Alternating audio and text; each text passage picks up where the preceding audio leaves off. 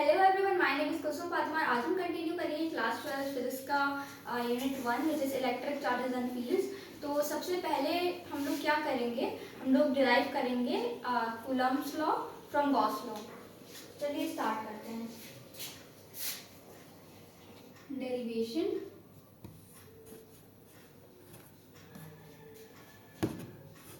Of Coulomb's law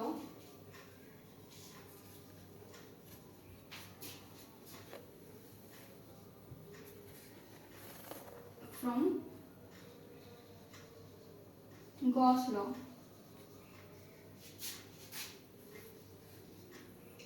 Coulomb's law हमने जब एकदम पार्ट 1 डाला था तभी ये बताया कि कूलम्ब्स लॉ क्या होता है। कूलम्ब्स लॉ होता है कि हमारे दो चार्जेस रखे हुए हैं एट अ डिस्टेंस r, तो जो फोर्स होता है वो डायरेक्टली प्रोपोर्शनल होता है to the product of both charges, यानी F is directly proportional to Q1 and Q2।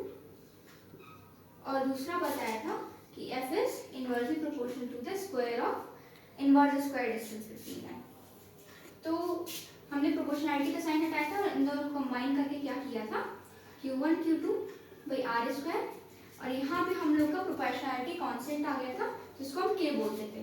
K हमारा क्या वैल्यू होता था, इसका K का वैल्यू होता था 1/4 पाई एप्सिलॉन नॉट, यानी 9 × 10⁹ ये उसका वैल्यू होता था। तो हम लोग करते हैं इसको आगे। तो derivation of Coulomb's law from Gauss law, यहाँ पे हम लोग ने अपना डायग्राम बना रखा है। हम लोग को क्या करना है, गॉस लॉ से कूलम्ब्स लॉ को डिराइव करना है। अब यहाँ हमारा देखिए एक स्फीयर है, उसके आगे हमारा एक गॉसियन सरफेस है। स्फीयर हमारा उसका जो रेडियस है वो स्मॉल आर है और गॉसियन सरफेस का हमारा कैपिटल आर है। अब हम लोग को पता है कि गॉस लॉ होता है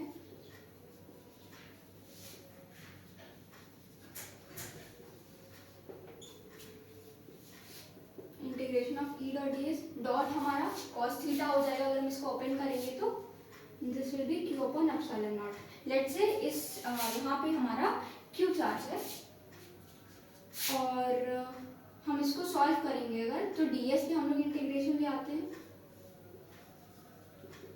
Q upon epsilon not. DS देखिए छोटे डीएस को हम मिला के, जैसे ये डीएस है, ठीक है, छोटे डीएस को मिला के सारे हमारा जो एरिया हो जाएगा वो क्या हो जाएगा 4 pi are square into 4 pi are square equals Q upon epsilon. अब देखिए डीएस को हमने यहाँ ऐसे ही क्यों रहने दिया, क्योंकि on a sphere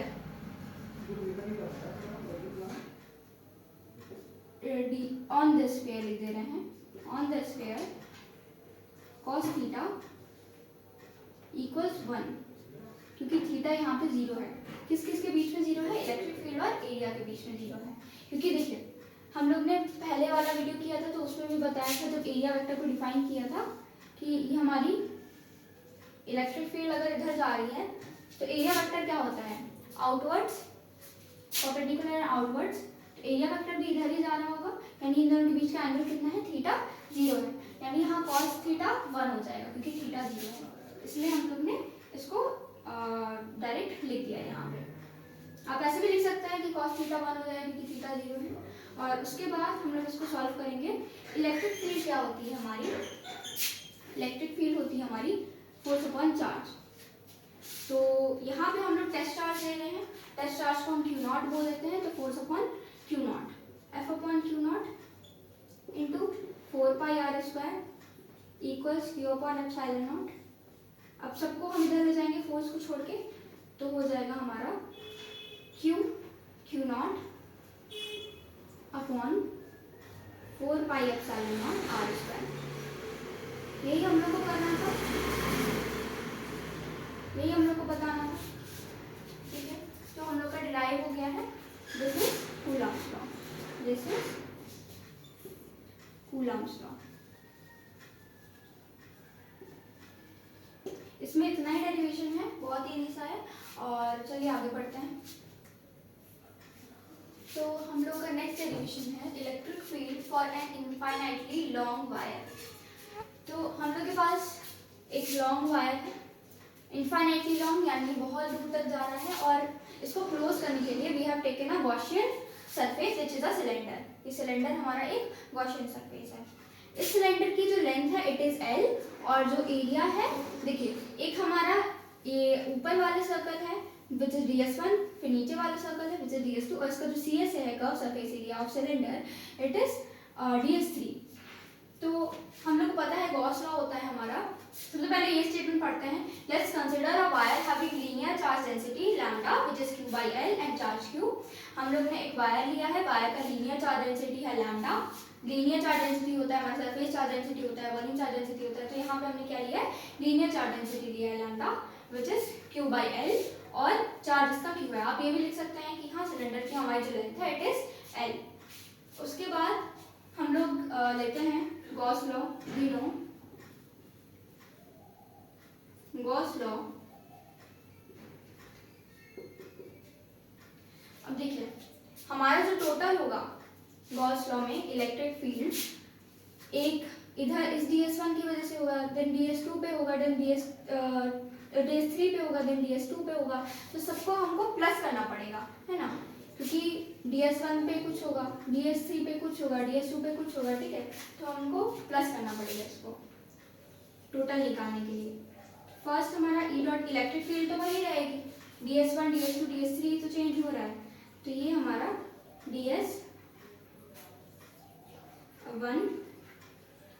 it is 1, ये 1 है, plus E dot ds2 plus E dot ds3 जो कि किसके इक्वल है, q अपॉन एप्सिलॉन नॉट, इसके इक्वल है। अब हम लोग कॉस को सॉल्व करते हैं पहले, तो ई ds1 कॉस कितना आएगा ds1 में, देखिए इन दोनों सर्कल्स में जो हमारा कॉस है वो तो सेम ही रहेगा, 90 डिग्री रहेगा, क्यों, इलेक्ट्रिक फील्ड इधर है और जो एरिया है इट इज परपेंडिकुलरली अपवर्ड्स, है ना, तो परपेंडिकुलरली अपवर्ड्स है यानी हमारा जो थीटा बनेगा it will be 90 degree. S2 ds2 और ds1 में हमारा थीटा सेम रहेगा, e ds2 cos 90। अब अगर हम कर्व सरफेस एरिया की बात करें तो देखिए इलेक्ट्रिक फील्ड भी हमारी इसी डायरेक्शन में जा रही है, और हमारा जो ds3 है उसका भी डायरेक्शन परपेंडिकुलरली अपवर्ड्स, है ना, तो उसका भी डायरेक्शन इधर ही है, तो यानी थीटा कितना आएगा, 0 आएगा, e ds3 cos 0 equals q upon epsilon not.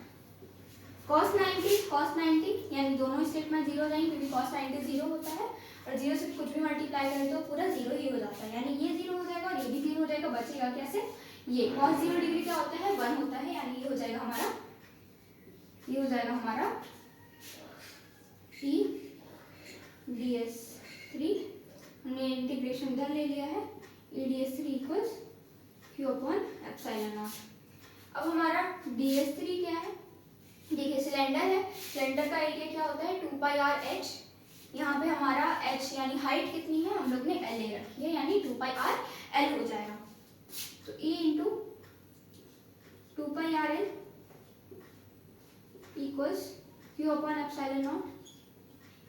अब हम लोग ने लीनियर चार्ज डेंसिटी यानी लैम्डा एक वजह से ली थी, वो इसलिए ली थी क्योंकि हमको q में सब्स्टिट्यूट करना है इसको, लीनियर चार्ज डेंसिटी को कैसे सब्स्टिट्यूट करेंगे, लैम्डा यानी लीनियर चार्ज डेंसिटी, लैम्डा यानी लीनियर चार्ज डेंसिटी हमारी क्या होती है q by l, तो q क्या हो जाएगा हमारा lambda l, q equals lambda l, तो इधर हम रखेंगे लैम्डा l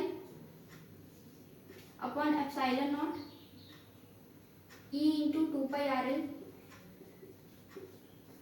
इलेक्ट्रिक फील्ड जब हम निकालेंगे तो E equals lambda l upon epsilon not, lambda l upon epsilon not, और हम इसको नीचे भेजेंगे तो epsilon not into 2 pi r l हो जाएगा, ठीक है, l से l कटेगा, क्या आ जाएगा हमारा lambda upon 2 pi r epsilon not,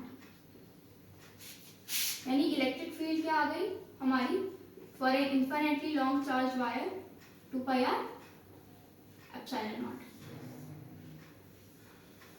ठीक है, यही करना था हम लोगों को। तो electric field for infinitely long charge wire होती है हमारी ये। अब हम इसका ग्राफ भी बना सकते हैं। कैसे? देखिए इलेक्ट्रिक फील्ड हमारी दिख रहा है हमको, it is inversely proportional to R. अगर इलेक्ट्रिक फील्ड हमारी इनवर्सली प्रोपोर्शनल है टू आर तो ये हमारा हो जाएगा ग्राफ। ये हमारी इलेक्ट्रिक फील्ड हम इधर ले लें और ये हमारा डिस्टेंस यानी आर है ना। तो ये क्या हो जाएगा, ये कुछ ऐसे आएगा क्योंकि ये डिक्रीज हो रही है, कॉन्स्टेंटली डिक्रीज हो रहा है ना। तो ये क्या हो जाएगा हमारा ऐसा इसका ग्राफ आएगा for infinitely long charge wire. सबके लिए नहीं आएगा। अगर हम शीट की बात करें तो शीट के लिए हमारा अलग आएगा। शीट में क्या होता है ना कि उसमें हमारा जो इलेक्ट्रिक फील्ड आता है उसमें सारे कॉन्स्टेंट्स होते हैं, तो एकदम स्ट्रेट लाइन बन जाती है क्योंकि सब कुछ कांस्टेंट होता है, उसमें कुछ ना डिक्रीज हो रहा है ना इंक्रीज हो रहा है, एवरीथिंग इज कांस्टेंट। लेकिन अगर हम इनफाइनाइटली लॉन्ग चार्ज की वायर की बात करें तो हमारा जो ग्राफ आएगा वो यही आएगा। चलिए आगे बढ़ते हैं।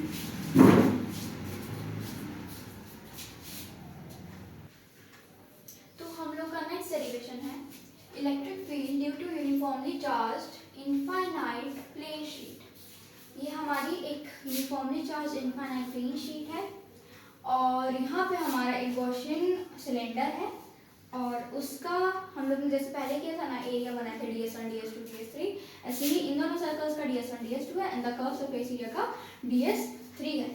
तो हम लोग ये लिख सकते हैं यहाँ पे कि हम लोग ने एक गॉसियन सरफेस लिया जैसे सिलेंडर है ना, और ds1 ds2 ds3 लिख सकते हैं हम लोग कि ये एरिया ऑफ सर्कल है and ds3 is the curve surface area. और ये हम लोग ने इधर लिख रखा है let's consider a sheet of surface charge density sigma. पहले क्या था linear charge density which was lambda. Linear charge density में क्या होता है lambda equals q by L. लेकिन अगर हम लोग सरफेस चार्ज डेंसिटी लें तो सिग्मा होता है इक्वल्स q बाई ए। और वॉल्यूम चार्ज डेंसिटी आती है हमारी, एक वॉल्यूम चार्ज डेंसिटी में रो आ जाता है, ऐसे कुछ बनता है रो, वो होता है हमारा q बाई वी। बहुत बार क्वेश्चन आता है कि आप लीनियर चार्ज डेंसिटी में और सरफेस चार्ज डेंसिटी में और वॉल्यूम चार्ज डेंसिटी में आप डिफरेंशिएट करिए, तो बस इतना सा डिफरेंस होता है। Q तो ऊपर सेम ही रहता है, नीचे चेंज होता है। लीनियर में L आ जाता है, सरफेस में A आ जाता है और वॉल्यूम चार्ज डेंसिटी में B आ जाता है। ठीक है, इसको राइट करते हैं पहले। तो हम लोग करते हैं फ्रॉम गॉस लॉ। सबको जैसे हमने पहले प्लस किया था अलग अलग एरिया के लिए ds ds को, वैसे अब हम दोबारा करेंगे। सबसे पहले हमारा ds1 plus eds2 plus e dot ds3 equals q upon epsilon not. हमने अज्यूम किया है कि यहाँ पर चार्ज है। अब हम लोग देखते हैं कि इसका कॉस में थीटा क्या आएगा। सबसे पहले हम ds1 के लिए देखते हैं e ds1 cos। ds1 में देखिए इलेक्ट्रिक फील्ड किधर है, इधर है, और हमारा जो एरिया है इट इज परपेंडिकुलर आउटवर्ड्स, वो भी इधर ही है। यानी इलेक्ट्रिक फील्ड और एरिया ds के बीच में क्या एंगल रहेगा, 0, यानी cos 0 प्लस, अब देखिए दूसरे सर्कल में भी यही होगा है ना, क्योंकि दोनों सर्कल का सब कुछ सेम है, रेडियस भी सेम है, तो यहाँ पे भी थीटा आएगा और थीटा भी सेम रहेगा e ds2 cos 0, क्योंकि इलेक्ट्रिक फील्ड और एरिया की जो बीच में थीटा है वो 0 है। ठीक है, प्लस हमारा e ds3 के लिए क्या आएगा, cos।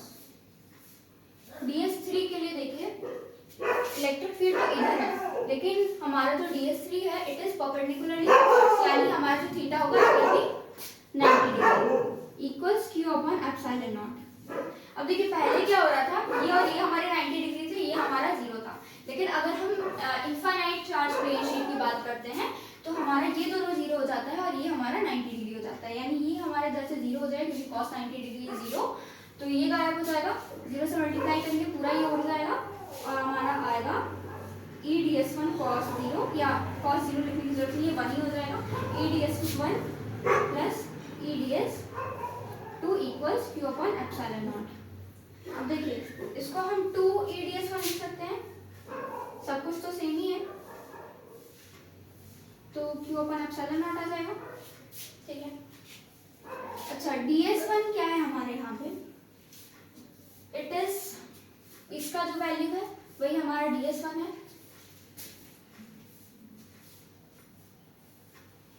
तो इधर हम लिखेंगे pi are square 2 into e pi are square, और क्योंकि हम वैल्यू क्या लिखेंगे, देखिए हमने इधर लिया था ना सरफेस चार्ज डेंसिटी, तो पहले हमने क्यू को क्या किया था, we replace it with linear charge density, लेकिन अब इस केस में हम क्या कर रहे हैं कि हम इसको रिप्लेस कर रहे हैं इनफाइनाइटली प्लेन शीट में, हम इसको रिप्लेस कर रहे हैं सरफेस चार्ज डेंसिटी से, यानी सिग्मा इक्वल्स क्यू बाई ए, तो क्यू का हो जाएगा सिग्मा ए, तो यानी क्यू की जगह हम रखेंगे सिग्मा ए, और चलिए डायरेक्ट नहीं कर रहे, sigma A upon epsilon not. अब देखिए एरिया इधर भी पाई आर स्क्वायर रहेगा, 2e equals sigma pi are square, इस वाले पाई आर स्क्वायर को नीचे भेजेंगे, ये वाला भी पाई आर स्क्वायर हो जाएगा into epsilon not, pi are square से पाई आर स्क्वायर कट गया, तो हमारा आया e equals sigma upon 2 epsilon not, ये हमारा आया for uniformly charge infinite plane sheet, उसके लिए हमारा आया e equal sigma upon 2 epsilon not. Sigma भी हमारा क्या है, इट इज अ कांस्टेंट, 2 भी हमारा कांस्टेंट है, एप्सिलॉन नॉट तो कांस्टेंट है ही, है ना।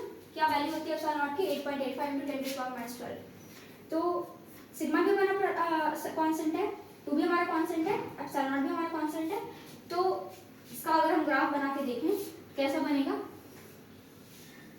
ये हमारा आर हो गया, ये हमारी इलेक्ट्रिक फील्ड हो गई, बिल्कुल स्ट्रेट जाएगा ये, क्योंकि सब कुछ तो कांस्टेंट ही है ना, कुछ चेंज तो हो नहीं रहा है, चेंज होता तो इंक्रीज होता या डिक्रीज होता, है ना, लेकिन यहाँ पर चेंज तो हो नहीं रहा है कुछ, तो यानी ये एकदम ऐसा ग्राफ बनेगा इसका for infinite charge plane sheet. तो इसका इतना ही है हम लोग के लिए डेरिवेशन। अब इस यूनिट में हमारे सिर्फ 1-2 ही डेरिवेशन रह गए हैं, और ये हमारा यूनिट नेक्स्ट वीडियो में कंप्लीट हो जाएगा। तो thank you for watching, keep learning.